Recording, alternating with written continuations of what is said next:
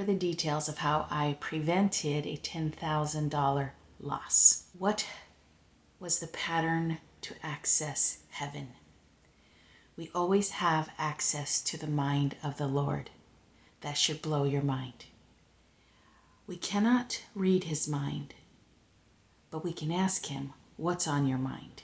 What do you think about this? So let's go to my dilemma. My dilemma is your dilemma. There is not enough money for the needs of life. So one day, a man came on my little feed promising a really cool business venture. And it was so exciting to me. Like every word out of his mouth was so perfectly captivating. Luckily, I did not have the money to invest, which meant I had to chew on this for months. And I did call the company, and I had a 1-hour interview asking all my questions, gathering intel. And I told him, I will let you know when I have the cash to invest. In the meantime, a year and a half goes by. I'm working on other problems, chewing on things, but I'm always praying, always asking the Lord, what do you think about this business opportunity? And I never hear from the Lord on this because I have not yet activated the next portion. This is the next portion. When I am finally standing at the cliff, ready to jump, ready to put the money down. And the Lord sees me and he's like, she is standing at the cliff and I know this lady is going to jump. And so right before I jump, this is the next pattern. I check in with him one more time. I say, I have weighed everything out. You know I have weighed everything out. I have looked at this elephant from every angle. And I have made a decision. And this seems to be exactly what I desire.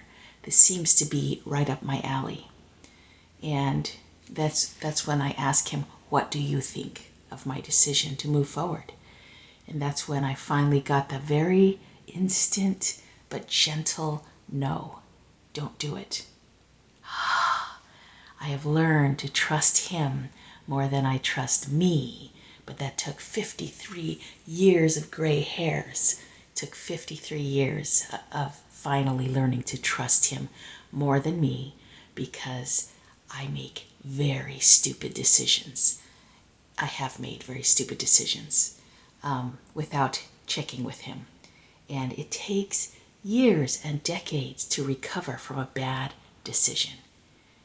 And while you are tied up in that muddled mess, you are actually missing out on what you would have enjoyed. So here's the pattern. Number 1, go after what you desire. It's got to be what you really desire. Number 2, gather intel. Is this the best thing I could desire? Number 3, allow time to pass as you work on other parts of life, other problems in life. Just work on those, chewing on them. Number 4, in process of time, you will naturally get to the jump-off point.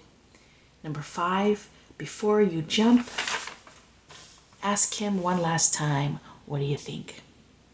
And number 6, depending on your individual situation with the Lord, or not having him in your life, or however you operate, you will get an answer, or you will not. But even that's an answer. So, but I got an answer. And it also solved, when that answer came, it solved another big answer that I was struggling with for 2.5 years. See, that's how the Lord works. He kills 2 birds with 1 stone.